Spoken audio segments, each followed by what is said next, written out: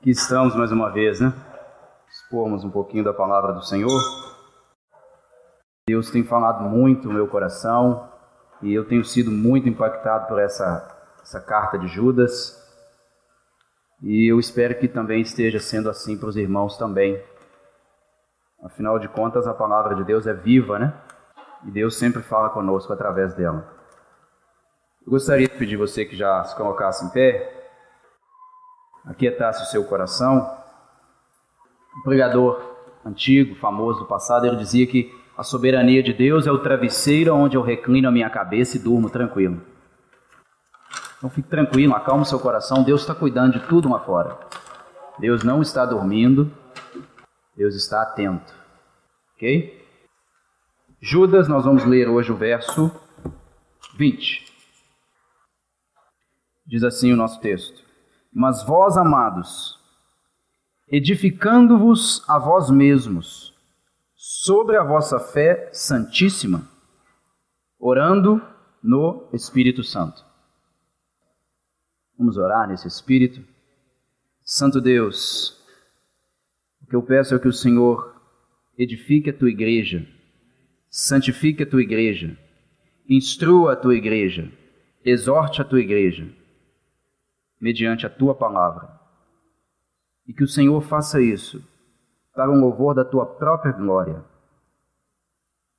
Ajude-me, ó Deus, pelo poder do teu Espírito, a não atingir somente o intelecto e informar os irmãos, mas mediante o poder do teu Espírito, que está nesta palavra, transforma vidas, vá além da informação, provoca transformação para o louvor da tua glória.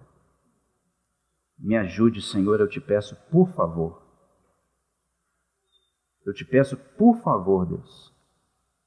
Eu suplico ao Senhor, me ajude. Me ajude a glorificar o teu nome com o dom que o Senhor tem me dado. Me ajude a usá-lo para a glória do teu nome. Espírito Santo de Deus, me ajude. Amém. Semana passada nós começamos a trabalhar uma parte da nossa série da Epístola de Judas, série que tem o título geral como Batalhando pela Fé.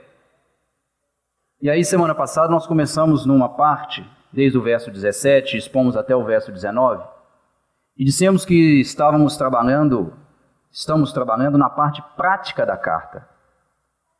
É a parte onde Judas vai nos dar basicamente um manual de sobrevivência em tempos de apostasia.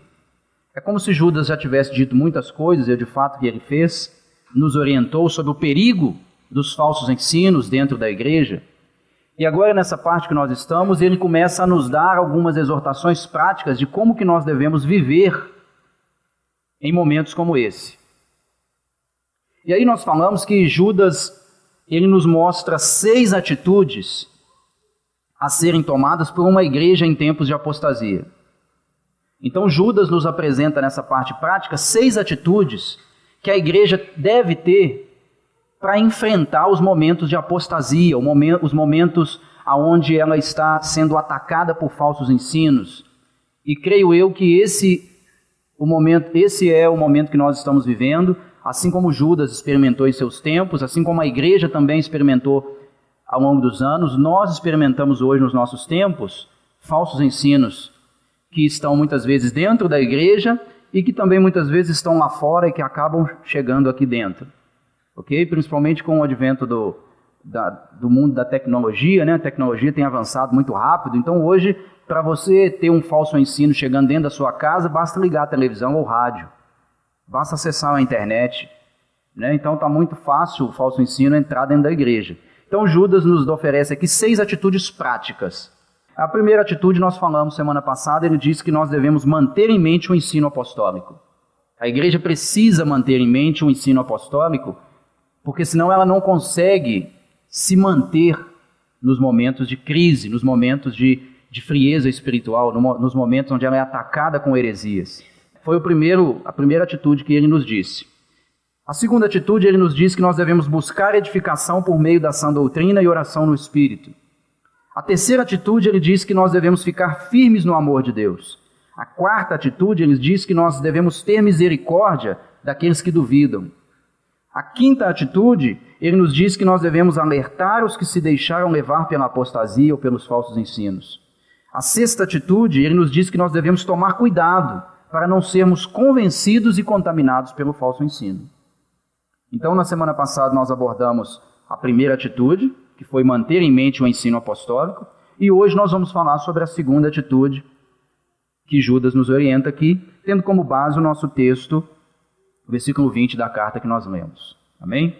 Basicamente, irmãos, o que Judas vai nos dizer nesse versículo tão pequeno é basicamente o seguinte: diante da apostasia, a igreja precisa ser como uma casa bem edificada, que tem um fundamento sólido e consistente, e manter constante comunhão com Deus mediante a oração do Espírito.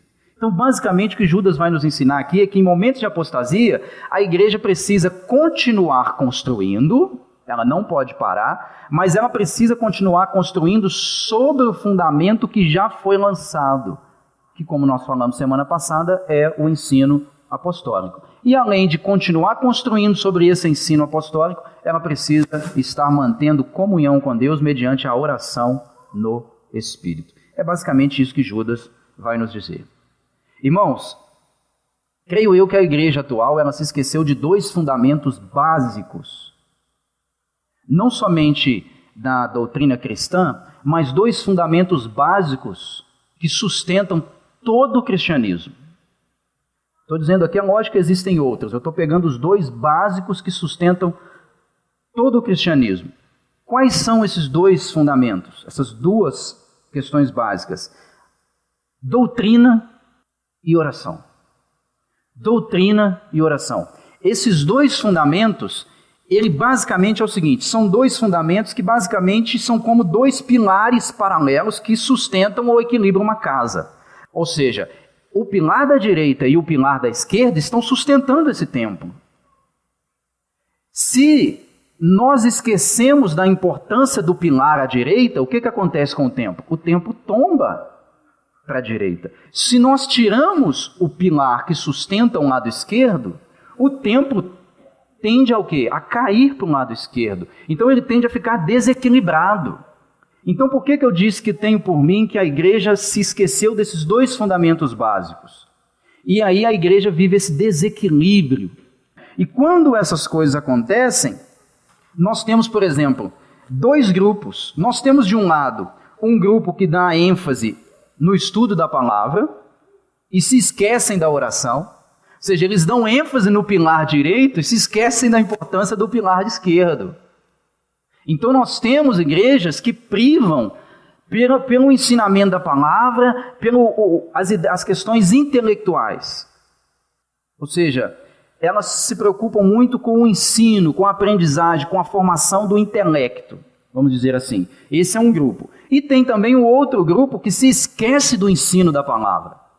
E ele tende a só ir para um lado da oração. Então esse grupo, segundo grupo, ele entende o seguinte, olha, não é oração que importa. Eu não preciso estudar a Bíblia, eu não preciso ter nenhum relacionamento com a Bíblia. Se eu vou fazer um sermão para pregar na minha igreja, eu não preciso ler um texto e estudar aquele texto antes. Basta eu passar a semana inteira orando e no final, no domingo, na parte da tarde, mais ou menos depois do almoço, eu vou abrir a Escritura e o Espírito Santo vai falar comigo qual que é o texto que eu tenho que pregar e vai trazer à minha mente o que aquele texto significa. Isso é um extremo, ou seja, é como se eu estivesse negando o outro pilar que sustenta esse templo e dizendo, eu preciso só de um pilar, ou seja, a igreja vai ficar equilibrada somente sobre um pilar. Só que nós sabemos que isso é impossível. Uma construção não se equilibra somente sobre um pilar. Ela precisa estar equilibrada sobre outras coisas que dão a ela sustentação. Ao passo que o outro grupo, ele diz, não, nós não precisamos de oração. Nós vamos nos trancar nos nossos escritórios, nós vamos frequentar os cursos de teologia, nós vamos estudar o grego, o hebraico, nós vamos estudar a teologia sistemática, e aí nós vamos vir ao púlpito e vamos então pregar a palavra. Essas duas coisas, irmãos, elas não são contrárias. Não é errado estudar a Escritura, não é errado ir para um seminário de teologia, não é errado estudar a língua grega, a língua hebraica, não é errado você fazer um curso teológico, não é errado você ler um comentário bíblico para você lançar luz a um texto que você está querendo pregar para a sua igreja. Não é errado também você orar, você buscar a iluminação do Espírito. Errado é quando nós achamos que uma coisa existe sem a outra. Assim como errado é pensar que uma casa se sustenta somente sobre um pilar, quando na verdade ela precisa dos dois pilares para ser sustentada. Então eu penso que a igreja, esqueceu desses dois fundamentos básicos. Às vezes ela acha que somente um importa, e aí nós temos um desequilíbrio no meio da igreja. Então uma igreja que somente ora, ela está suscetível, e abre mão do estudo da Escritura, ela está suscetível o quê? A absorver falso ensino, porque ela não conhece a Escritura. Uma igreja que somente estuda, ela está correndo um sério risco de quê? De pregar somente palavras que ensinam. Ou seja, nós não queremos somente ensinar, nós queremos também transformar. Ensinar, nós, os pregadores, ensinamos. Transformar é somente através do poder do Espírito. Sem poder do Espírito, nós só ensinamos, nós jamais transformamos. Então, basicamente, nessa segunda atitude, Judas então vai nos dizer que nós devemos buscar edificação por meio da sã doutrina e oração no Espírito. É como ele disse no verso 20, mas vós, amados, edificando-vos a vós mesmos sobre a vossa fé santíssima, orando no Espírito.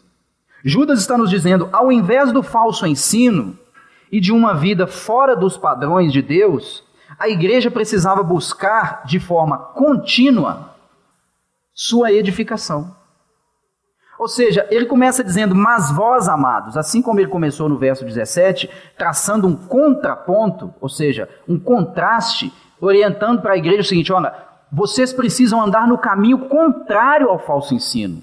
Se o falso ensino abriu mão da doutrina, se o falso ensino abriu mão da importância do fundamento lançado pelos apóstolos, e estão indo além das Escrituras, estão abandonando as Escrituras, vós, porém, amados, precisam que se manter na doutrina e construir sobre ela.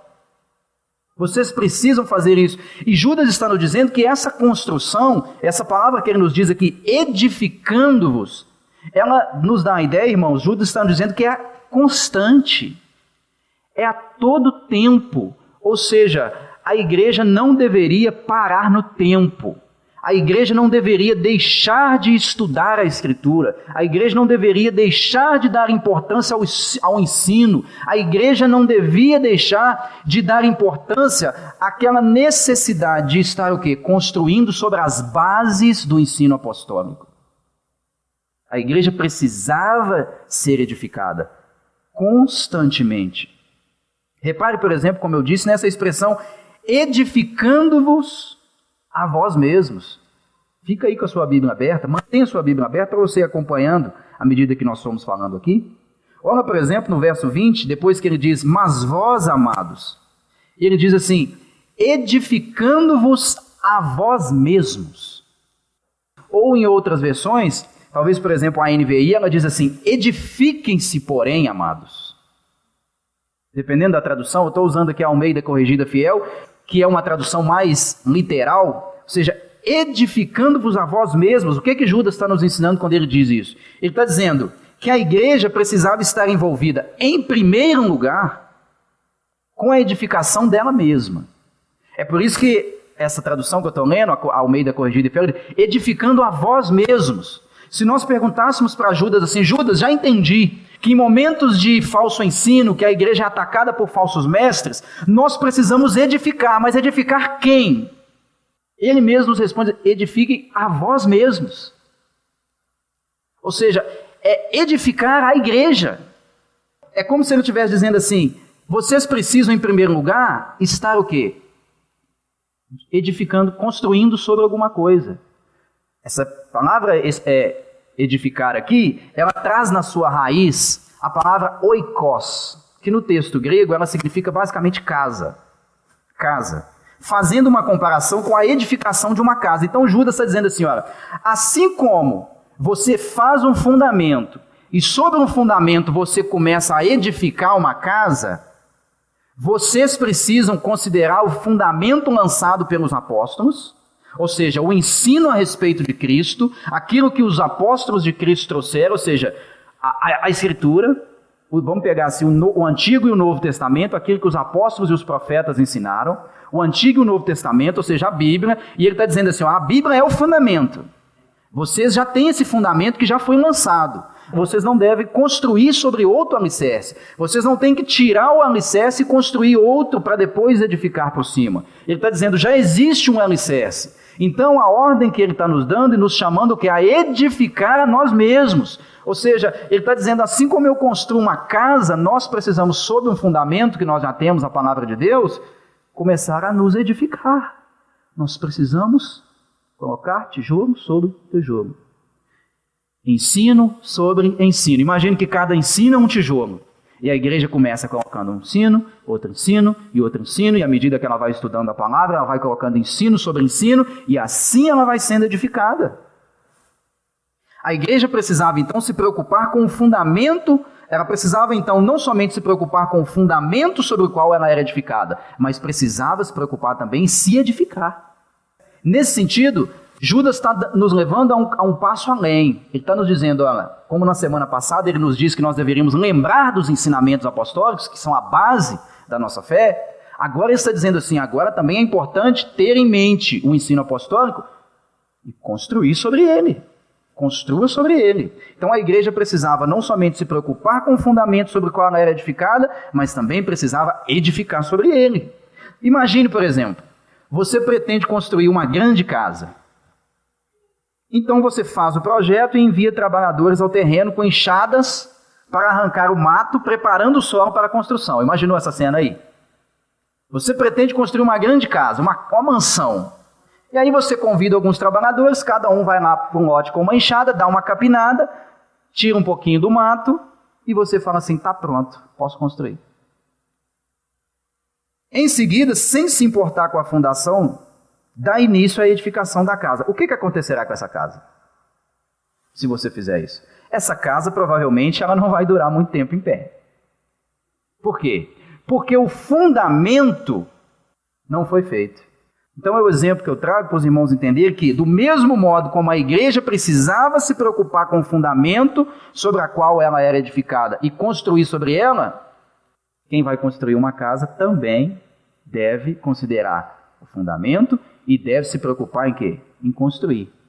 Se você lança um fundamento com todas as bases da maneira melhor possível, você contrata um engenheiro, ele faz todo o projeto da fundação, te mostra qual que é o tipo de concreto, qual que é a medida de areia, cimento e brita, qual que é a bitola da ferragem, e você lança aquele fundamento, ok? Esse fundamento ele é feito de acordo com o que você vai construir em cima, não é isso? Se você vai construir um prédio de 10 andares, o fundamento tem que sustentar 10 andares. Se você vai construir um prédio de 2 andares ou de 1 andar, o fundamento não precisa ser tão forte assim. Por que eu digo isso? Porque o fundamento que os apóstolos colocaram foi um fundamento que nos dá a capacidade e está preparado para nós construirmos até o mais alto céu. Porque é essa a nossa caminhada. Os apóstolos lançaram para nós um fundamento que nós podemos construir tijolo por tijolo, ensino sobre ensino. E à medida que nós construirmos, nós alcançaremos a eternidade. Então nós precisamos o quê? Construir. Então se Judas está nos chamando a edificar a nós mesmos mediante a palavra, é como se ele dissesse assim, olha, quando eu leio a palavra, em momentos de falso ensino, vocês precisam estar em contato com a palavra. Porque aí vocês vão estar edificando a vocês mesmos. Irmãos, quando nós sentamos nas nossas casas, como nós estamos falando aqui na escola dominical, pais com filhos, e abrimos a Escritura, nós estamos edificando os nossos filhos e estamos edificando a nós mesmos. Quem colhe os resultados somos nós mesmos.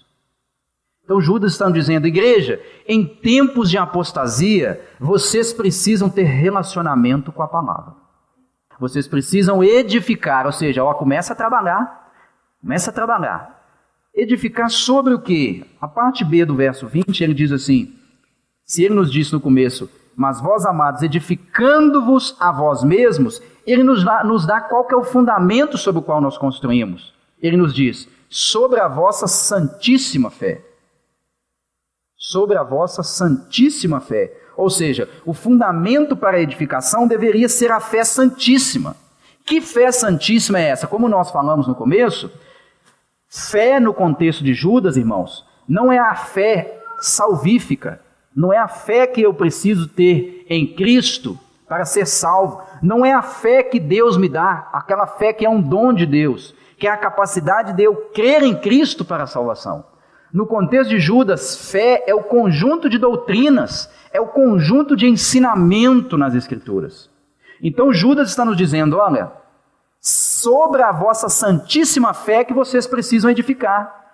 Judas está nos dizendo o seguinte, se vocês querem ser edificados, ou seja, crescerem, se tornarem crentes maduros, vocês precisam edificar a vós mesmos, mas vocês não vão achar edificação em livros seculares.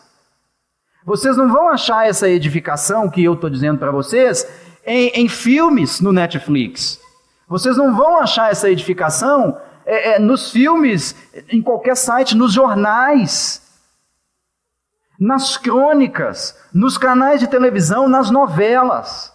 Irmãos, a edificação da igreja, ela já tem o meio pelo qual a igreja é edificada. Uma igreja já está estabelecida na Escritura. Um cristão e uma igreja, irmãos, ele só pode ser edificado pela Escritura.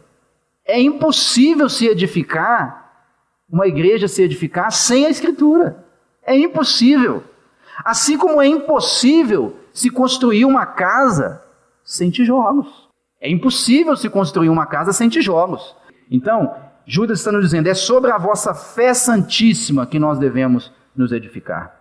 Ou seja, a vida de cada cristão e da igreja deveria ser construída sobre a palavra de Deus que eles receberam através do ensino dos apóstolos. A igreja precisava ser construída sobre esse ensino. Por exemplo, se você ler comigo, vai comigo lá em Atos, capítulo 2, versículos 42. Atos, versículo 2, é logo no comecinho da igreja, a igreja que nós chamamos de primitiva, ou seja, aqui são os primeiros convertidos, né? E o livro de Atos, a intenção de Lucas, dentre outras, é basicamente nos dizer o seguinte, Atos capítulo 2, verso 42, tá? Basicamente a intenção de Lucas ao escrever Atos é nos dizer como que os primeiros cristãos viviam. Essa que é basicamente a intenção dele. No verso 42, no capítulo 2, no verso 42, ele nos diz assim, olha, e eles se dedicavam ao ensino dos apóstolos e à comunhão, ao partir do pão e às orações. Então, basicamente, o que Lucas está nos dizendo é que os primeiros cristãos se dedicavam a duas coisas básicas, ao ensino dos apóstolos e à oração, e ele coloca no meio delas a comunhão. Então é basicamente o que? Os nossos primeiros irmãos, a primeira coisa que eles faziam, eles se dedicavam ao ensino dos apóstolos. Em outras palavras, eles construíam sobre o ensino dos apóstolos. Quando você vai em Efésios, vai lá comigo em Efésios capítulo 2. Efésios capítulo 2, um pouquinho adiante aí. Efésios 2, o verso 20. E ele nos diz assim, edificados sobre o fundamento de quem? Dos apóstolos e dos profetas, tendo Jesus como pedra angular, no qual todo o edifício é ajustado e cresce para tornar-se um santuário santo no Senhor. Nele vocês também estão sendo edificados juntos, também para se tornarem morada de Deus por seu Espírito. Então, Paulo está nos dizendo em Efésios que a igreja está sendo edificada sobre o fundamento dos apóstolos. E esse fundamento era quem? Cristo. E é sobre esse fundamento que a igreja cresce e se torna morada de Deus no Espírito. A igreja precisa construir sobre a palavra. Ela precisa estar engajada nisso. A fé santíssima, Judas está dizendo que sobre a vossa fé santíssima. Por que ele diz a vossa fé santíssima? Sendo que no versículo 3, volta lá comigo em Judas, ele nos diz o seguinte, no versículo 3, ele não usa a expressão santíssima. Ele diz somente assim: amados, embora estivesse muito ansioso por lhes escrever acerca da salvação que compartilhamos, senti que era necessário escrever-lhes insistindo que batalhassem pela fé. E ele dá a característica dessa fé. É a fé que de uma vez por todas foi confiada aos santos. Aqui no verso 20, ele chama essa fé de fé santíssima. O que isso significa? Essa fé santíssima é a palavra de Deus. Essa fé que Judas está dizendo, ela é santíssima porque ela é a palavra de Deus e porque é o instrumento de Deus para a salvação e santificação da sua igreja em todos os tempos e em todos os lugares. Judas está dizendo: edifiquem-se a vós mesmos sobre a vossa fé santíssima. Em outras palavras, ele está dizendo: vocês precisam buscar edificação sobre a palavra de Deus, porque em todos os tempos, em todos os momentos, Deus usa a palavra para a edificação, para a santificação da tua igreja. É necessário que a igreja construa, edifique a ela mesma na palavra, sobre a vossa fé santíssima. Deus sempre usa, irmão, e sempre vai usar a palavra como instrumento para a salvação e santificação da sua igreja. Deixa eu te dar um exemplo. João 17:17. Santifica-os na verdade. Qual verdade? A tua palavra é a verdade. Irmão Rony, eu descobri que eu preciso ser mais santo. Como eu faço? Leia João 17:17, você vai ter a resposta. Santifica-os na verdade. A tua palavra é a verdade. Se você quer ser santo, santidade passa diretamente pela relação, pelo caminho da palavra. Santidade, de acordo com João 17:17, tem relação direta com a palavra. Pouca relação com a palavra, pouca santificação. João 15, versículo 3. Jesus disse assim: vós já estáis limpos pela palavra que vos tenho falado. Vós já estáis limpos pela palavra que vos tenho falado. Como que Jesus limpou os seus discípulos? Através da sua palavra. Ou 1 de Pedro, olha só para você ver. 1 de Pedro 2, verso 2. O apóstolo Pedro diz assim: desejai ardentemente. Pausa aqui. Será que você está desejando? Ardentemente? Pedro está dizendo que nós devemos fazer isso como se nós estivéssemos morrendo de fome. Desejai ardentemente, como crianças recém-nascidas, o genuíno leite espiritual. Uma tradução literal desse texto deveria ser: o genuíno leite da palavra, para que por ele vos seja dado crescimento para a salvação. Pedro está nos ordenando aqui, desejai ardentemente. Tenham um desejo fervoroso, como se vocês fossem o quê? Crianças recém-nascidas. Quem já tem filho aqui vai entender isso. Quando um recém-nascido está com fome, irmão, vou falar do seu negócio. O que ele faz? Ele berra, ele faz de tudo que for preciso, ele rola no chão, ele grita, ele esperneia, ele faz de tudo. Por quê? Porque ele está desejando ardentemente um leite. Ele quer alimento. Pedro está nos dizendo o seguinte: vocês, irmãos, desejai ardentemente, como crianças recém-nascidas, o leite da palavra. O leite da palavra. Por que ele está falando que nós precisamos desejar ardentemente um leite da palavra? É porque, basicamente, irmãos, a palavra tem todos os nutrientes que nós precisamos. Nós ligamos as nossas televisões, irmãos, despertem para isso. Nós ligamos as televisões, assistimos filmes, novelas, programas, revistas, jornais, um tanto de coisa secular. Irmãos, aquilo é alimento que engorda a igreja. Aquilo é alimento que mata do coração. Aquilo é alimento que tira a saúde da igreja. Aquilo é alimento que mata, que destrói, que corrompe as células. Prova disso é que aquilo destrói casamento. Aquilo rouba tempo com filhos. Aquilo ensina práticas contrárias às Escrituras. São alimentos que engordam a igreja e matam a igreja porque entopem a veia do coração, não permitindo que a palavra chegue no coração. O apóstolo Pedro está nos dizendo: deseja ardentemente, como crianças, o genuíno leite da palavra. Para quê, Pedro? Para que por ele vos seja dado crescimento para a salvação. Eu preciso crescer espiritualmente, irmão Rony. Eu preciso crescer espiritualmente. Eu tenho visto esses programas de televisões. Eu frequento a igreja X, a igreja Y, eu vou correndo atrás de um tanto de falso ensino. Nossa, eu percebo que eu sou tão criança, sou tão espiritualmente falando menino. O que eu faço? Desejai ardentemente, como criança recém-nascida, o genuíno leite da palavra, para que por ele você seja crescido. A igreja precisa estar alicerçada sobre a palavra. Precisa construir sobre a palavra. A igreja, seus membros e líderes, ora, perceba uma coisa aqui. Essa igreja, eu, pastor Marco, qualquer liderança que está aqui, e aqueles que não estão envolvidos no ministério, ou seja, a igreja e todos os seus membros, que se esquecem da importância da pregação e do estudo e do ensino da palavra para o crescimento espiritual, o que ela vai colher é igrejas cheias de pessoas vazias. Igrejas cheias de pessoas vazias. Se nós esquecermos da importância da palavra, nós seremos uma igreja cheia de pessoas vazias. Nós seremos adultos que ainda precisam de leite ao invés do alimento sólido. Nós teremos bebês espirituais que fazem pirraça com Deus. Deus, se não me der, eu saio daquela igreja. Se o pastor não revelar, eu vou embora. Se eu não receber o milagre, eu não volto mais na tua casa. Senhor, se tu não falares comigo, eu vou sentar aqui e vou chorar.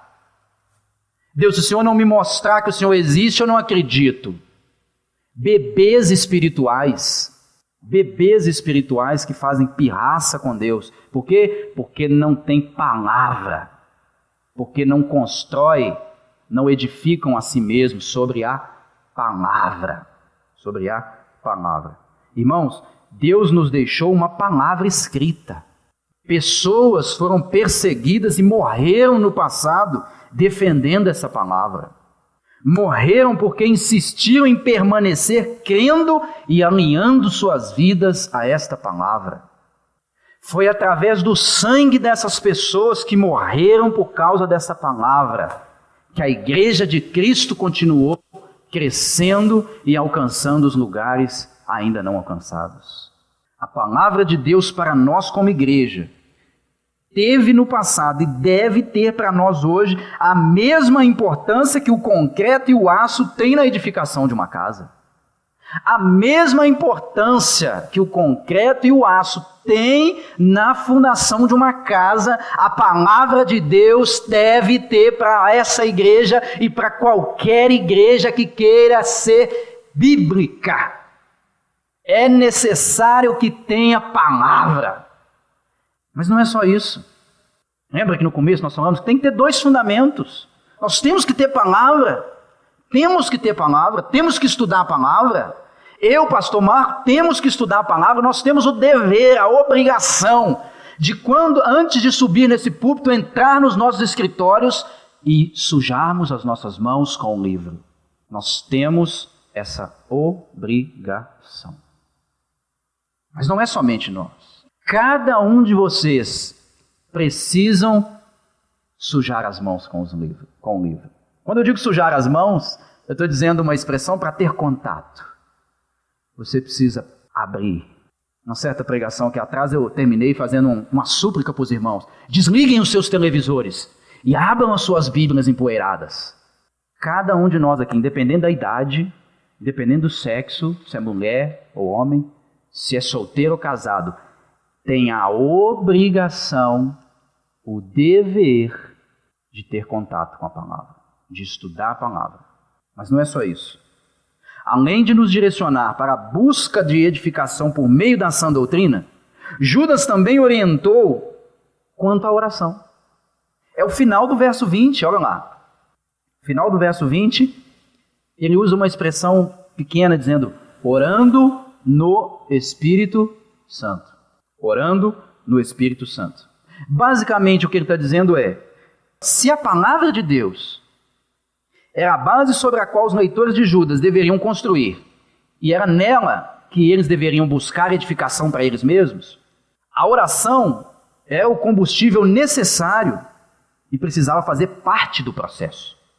A igreja precisava estar buscando edificação na palavra, contato com a palavra, mas o combustível que precisava estar presente nesse momento era a oração. Ou seja, não bastava somente saber dirigir, tinha que ter o carro.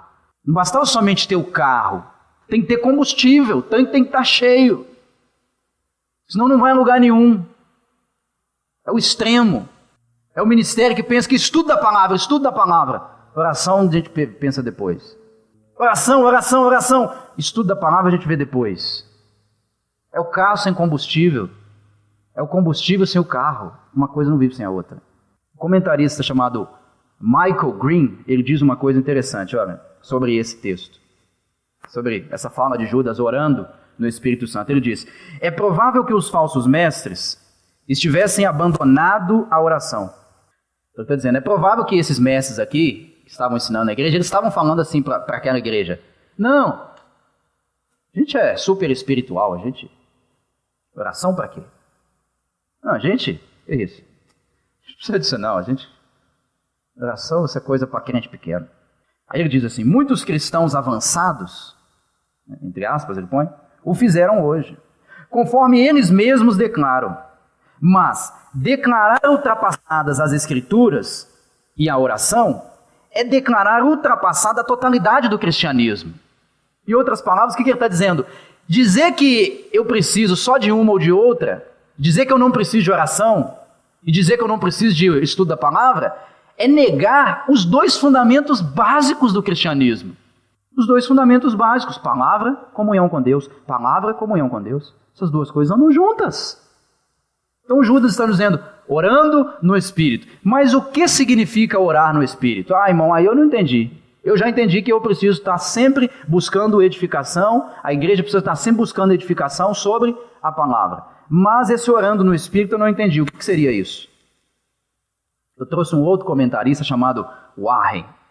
E ele coloca uma coisa fantástica, eu fiz questão de colocar o texto dele, porque tem tudo a ver com essa expressão orando no Espírito. Presta atenção no que ele diz, presta atenção.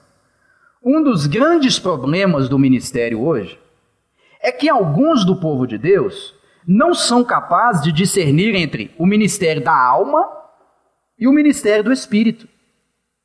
Existem tantos espetáculos espirituais hoje em dia que os santos ficam confusos e são enganados.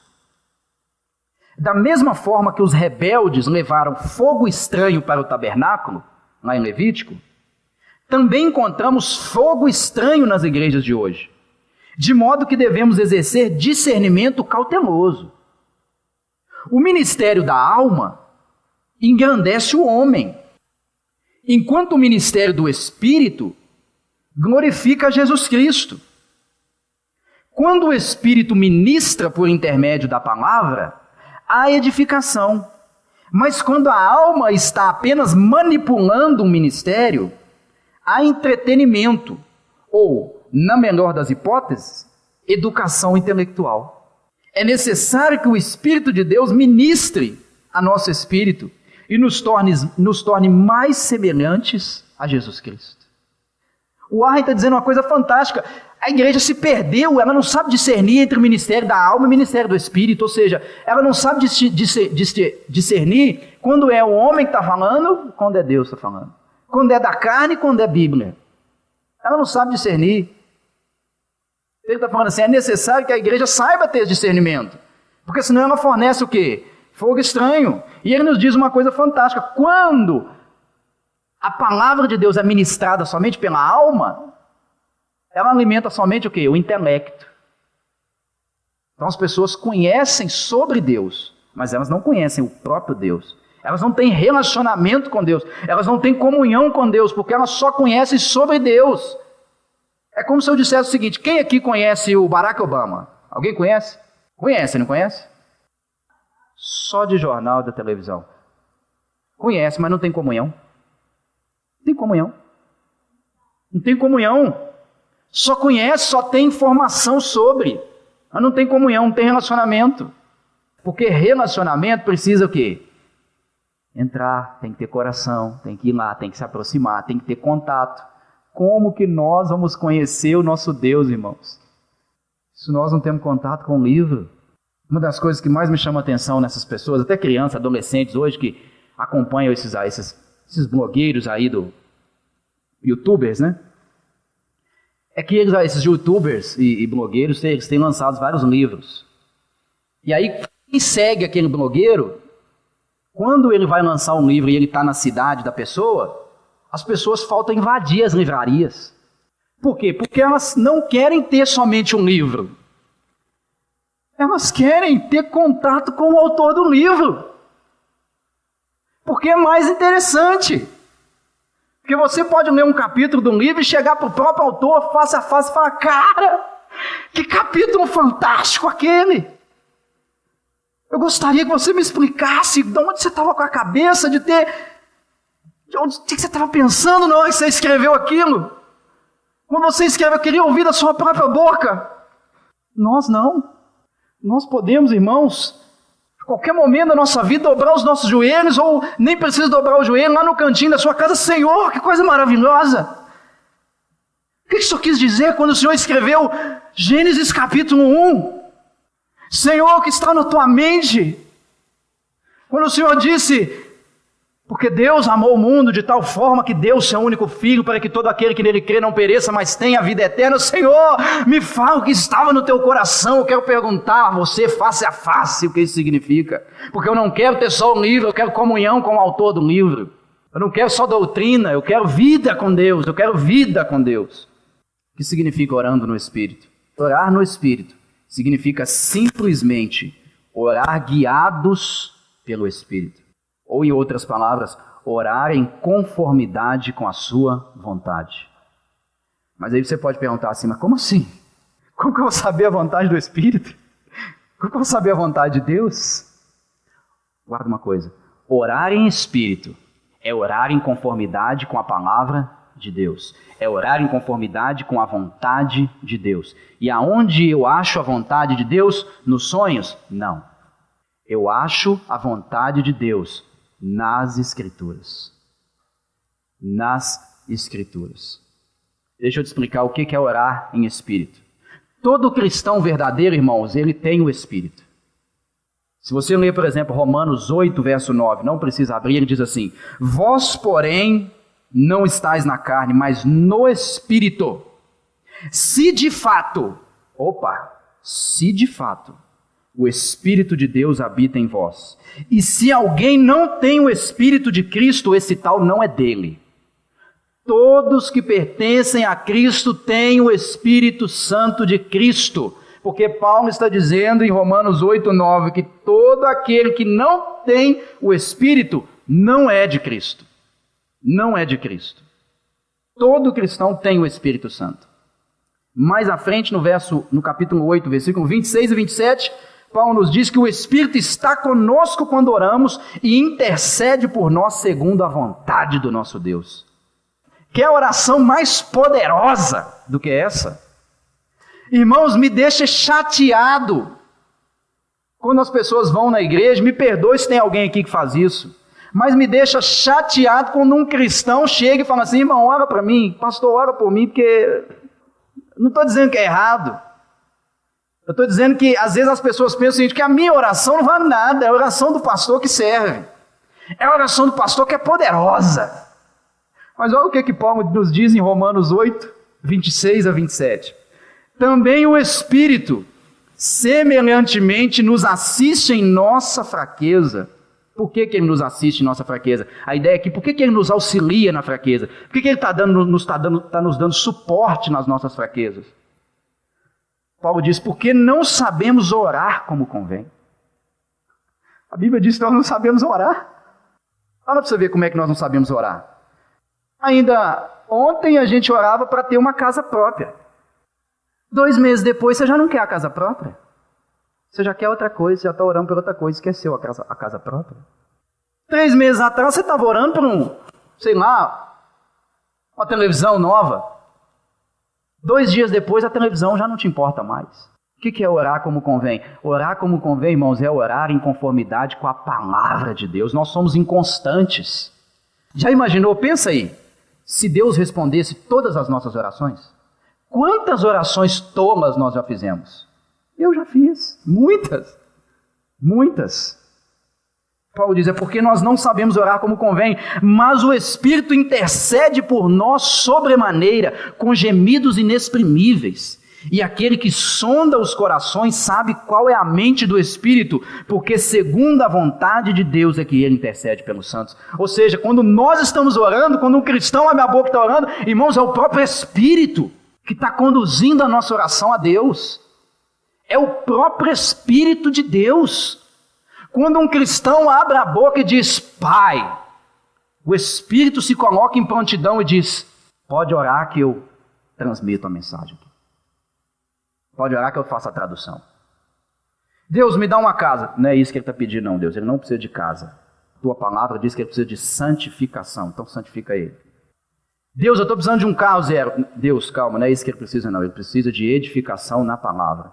Prega para ele isso. O Espírito intercede por nós segundo a vontade de Deus. Vai imaginar que poder que é esse? O que significa orando no Espírito? Orando no Espírito significa orar por aquilo que o Espírito deseja em nós. Ou seja, orar em conformidade com a palavra de Deus e sua vontade nela revelada. Judas está dizendo para aquela igreja, edificai-vos a vós mesmos na santa fé. E orem no Espírito, ou seja, e orem para que quando vocês estudarem a palavra, aquilo não seja só informação, mas cause transformação. Cause transformação. Os primeiros leitores de Judas deveriam buscar edificação contínua por meio da palavra. Não é de vez em quando.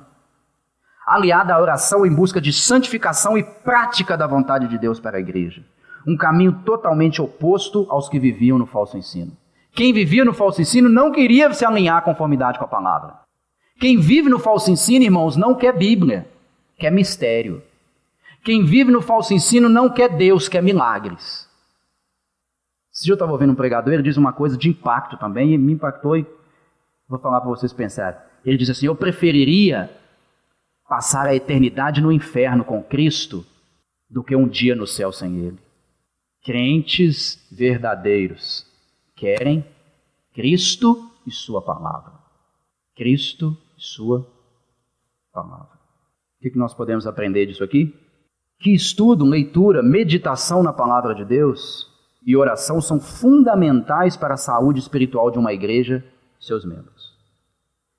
Estudo, leitura, meditação na palavra e oração são fundamentais para a saúde espiritual de uma igreja e seus membros.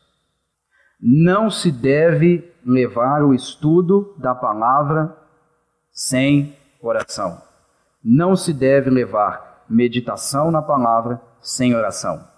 Uma completa a outra, são verdades gêmeas fundamentais. Leitura da palavra, oração. Leitura da palavra, oração. Um cristão ou uma igreja que não estuda a palavra e não ora, são imaturos, sujeitos a todo vento de doutrina e fracos espiritualmente.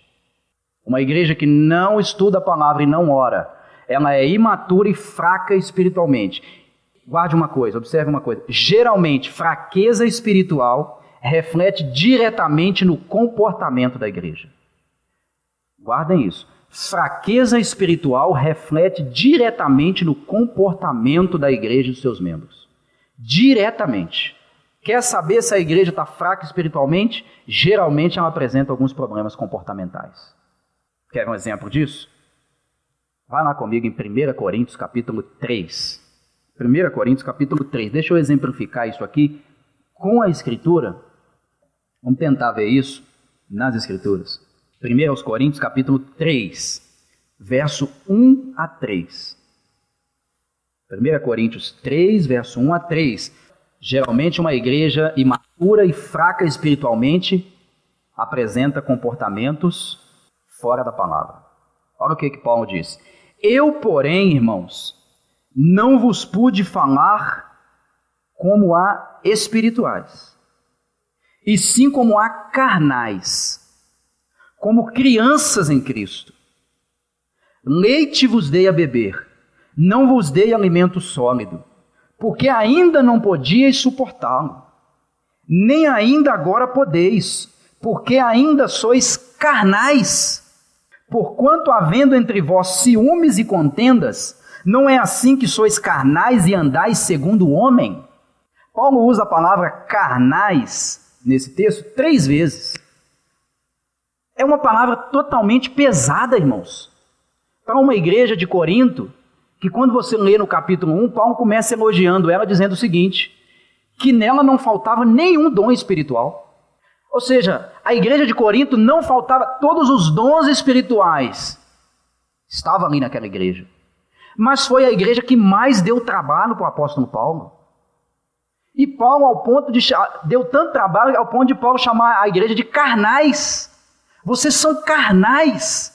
Paulo está dizendo para ele 3 vezes, eles os chamam de carnais. E ele diz, eu não pude dar para vocês alimento sólido. Ou seja, nós não podemos, eu não consegui edificar vocês, velho. Eu não consegui ensinar vocês, amadurecer vocês mediante a palavra. Por quê? Porque vocês ainda são carnais. E ele termina dizendo, olha, porquanto havendo entre vós ciúmes e contendas, não é assim que sois carnais e andais segundo o homem? Você já havia divisão dentro daquela igreja. Uma igreja cheia do Espírito Santo. Está todo mundo orando em línguas. Está todo mundo profetizando. Mas são carnais. São carnais. Estão dizendo, não, eu sou desse grupo, eu prefiro o pastor Paulo. Não, eu prefiro o pastor Pedro. Não, eu prefiro o pastor Apolo. Não, eu sou de Cristo, eu não quero pastor nenhum. Não, eu gosto do grupinho X. Não, eu não gosto do irmão tal. Não, na hora da ceia a gente chega e vamos fazer a nossa panela. A gente ceia junto, o resto que se lasque. Eu não vou com a cara do irmão, não troco o cálice. Fraqueza espiritual. Lógico, não tem contato com a Escritura. Tem contato com a Escritura. Nossos encontros de domingo, ou em outros dias, na igreja, não substituem nosso estudo individual, nem nos isenta de tal responsabilidade. É responsabilidade de cada um de nós aqui. Quando Judas diz, edificando-vos a vós mesmos, é um imperativo, ou seja, ele está dando uma ordem, ele está suplicando para a igreja. Cada um é responsável por edificar a si mesmo.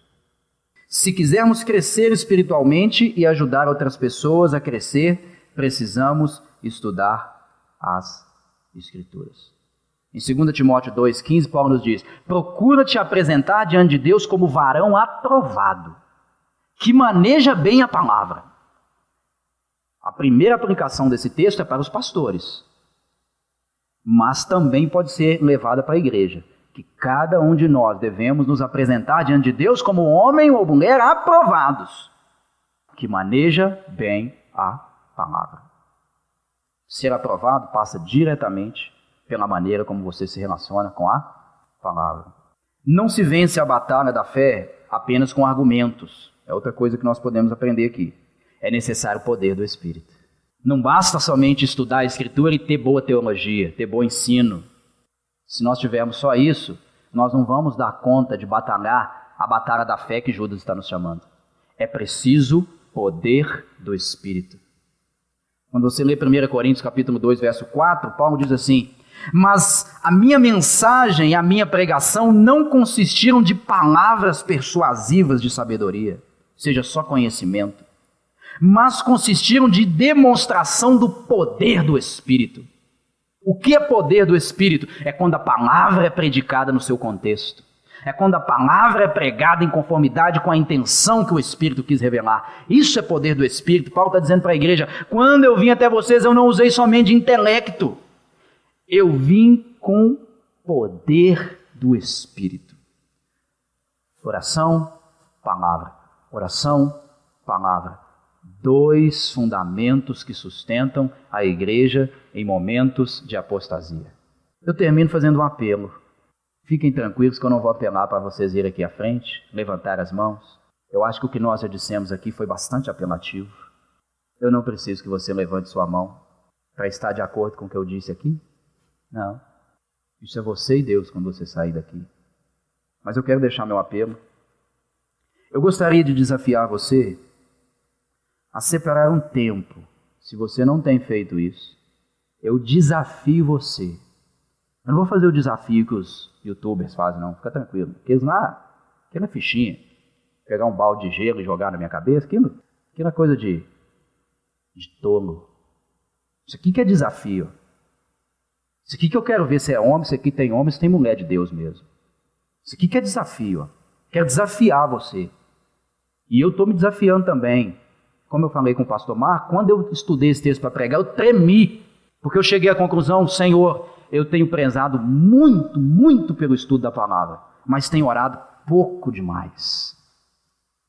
Então eu te desafio, eu desafio você e desafio a mim, a começar a separar um tempo para leitura, estudo e meditação na palavra de Deus. Eu desafio você. É aqui que a gente separa os homens dos meninos, as mulheres das meninas. É aqui que a gente separa. Quem é e quem não é. Quem está envolvido e quem não está envolvido. Quem está comprometido e quem não está comprometido. É aqui que a gente divide. Separar um tempo para leitura, estudo e meditação na palavra. E também separar tempo para orar. Passar um tempo só você e Deus. Esse é o meu apelo, eu desafio você. Eu me desafio. Hoje nós estamos em qual dia do mês? 10. Cada dia, 24 horas. Em 10 dias de dezembro nós tivemos 240 horas. Todos nós tivemos as mesmas horas. Das 240, quantas nós gastamos com a palavra, com a oração? Talvez você gastou 10%. Vou gastar 10% porque aí eu estou dando dízimo. Quanto tempo? 240 horas. Quanto tempo? Vamos orar? Santo Deus, eis-nos aqui diante da Tua presença. Pedimos que o Senhor agora faça essa semente florescer, germinar, Senhor. E que dê frutos. Frutos para a Tua glória. Frutos para Ti mesmo, Senhor. Nosso papel é somente lançar a semente. É o Senhor que dá o crescimento. Transforma, Deus, corações de pedras em corações de carne. Transforma, Senhor, terrenos arenosos em terra fértil para a Tua palavra. E que essa palavra não somente ensine, mas que ela transforme a cada um de nós. Desde mim até todos os meus irmãos. É isso que eu te peço em nome de Jesus. Amém.